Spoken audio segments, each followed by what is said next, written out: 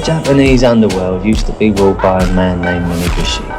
Comes a 6-foot fucking six geezer from Russia. Whispers that he was exiled from the Russian mafia, that it was ex-KGB. No one really knows the truth. What is known is this Russian worked his way up the ranks, bit by bit, kill by kill. And very, very fucking quickly became one of Minigishi's closest advisors. So sure enough, they were right. He made his own alliance. His own gang.